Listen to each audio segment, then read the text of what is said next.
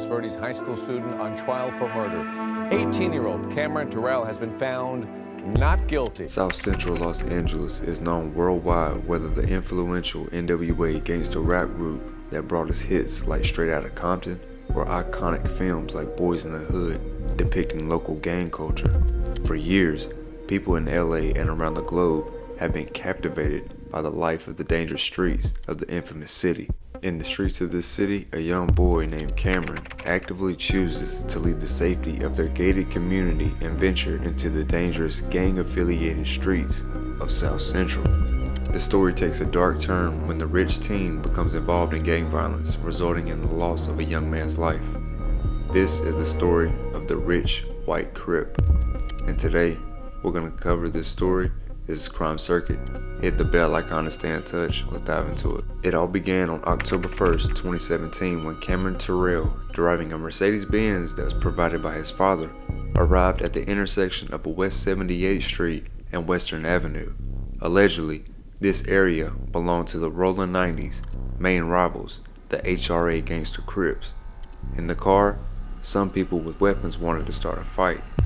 Two of them left the car, but Cameron would stay inside. Around 11:26 in the morning, Justin Holmes and two other people were walking on West 78th Street when Cameron's friends approached them.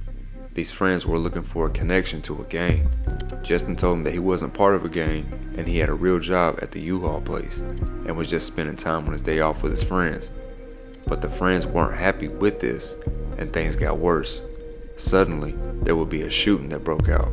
Justin would end up hurt and the people who shot him went back to the Mercedes and they quickly left the area. Justin Holmes, 21, would succumb to his injuries at 12:02 p.m. in the hospital, and shockingly, prosecutors claimed that on the night of the murder, Cameron would record a video in the safe place of his mansion in the bathroom, making gang signs and seemingly celebrating the crime.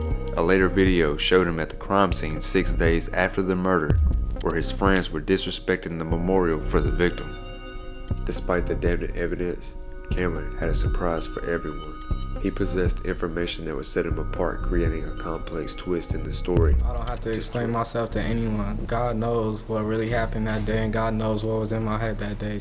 Just 12 days after the murder of Justin Holmes, and 6 days after vandalizing the victim's memorial, on October 12, 2017, Cameron Terrell and his two juvenile co-defendants would be arrested. The two underage shooters were held in a juvenile facility, but Cameron, despite being arrested, was back on the streets a week later due to his rich parents paying $500,000 cash bail, totaling a $5 million bond. Within days, Cameron was seen in public attending a World Series baseball game at Dodger Stadium. This swift release caused outrage, with civil rights attorneys and the public criticizing the double standard. Cameron's African-American co-defendants, aged 16 and 17, remained incarcerated without bail. As the story unfolded, the interviews with locals who knew Cameron shed light on his involvement in the neighborhood, suggesting he wasn't as innocent as he portrayed.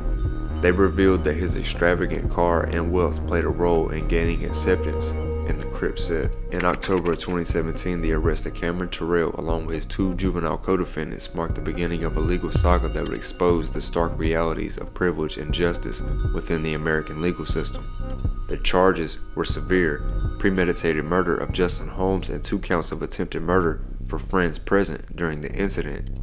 Cameron's family leveraged their financial resources, hiring a high-profile attorney to secure his freedom. The trial commenced on October 29th of 2017, with Cameron Terrell entering a not guilty plea. Representing him was Javon Blacknell, a high-profile Los Angeles lawyer known for successfully defending high-profile cases.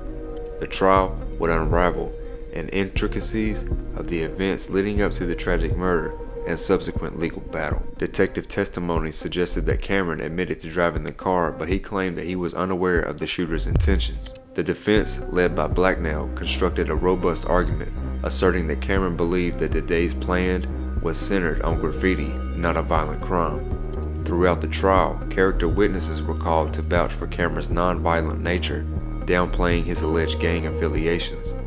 The defense aimed to depict Cameron as merely intrigued by gang culture through music and movies. The argument also deflected attention on Cameron's W chest tattoo, commonly associated with the gang membership. The defense asserted it was paying homage to player Kevin Durant, who supposedly has the same tattoo. On all of his investigations, Cameron said he was not into it, and God knows everything. Surprisingly, Cameron was allowed to return home each night on the 10-day jury deliberation, a privilege not typically extended to individuals facing such severe charges. The defense strategy was to showcase Cameron was an unlikely perpetrator, surrounded by a diverse group of friends. On July 23rd of 2018, the verdict would be delivered. Cameron Terrell was acquitted of all charges. The jury found him not guilty of the murder of Justin Holmes and the attempted murder of the two others present during the incident. The outcome left many questioning the fairness and equity of the justice system, especially considering the stark contrast in treatment between Cameron and his less privileged co-defendants. Rumors would circulate about Cameron's potential return to criminal activities, and in March of 2019, reports emerged of his arrest for an attempted carjacking. The LAPD suggested suspicions on additional crimes during the initial murder investigation, though no further charges were publicly disclosed. This is what happens when you get caught up in music and movies.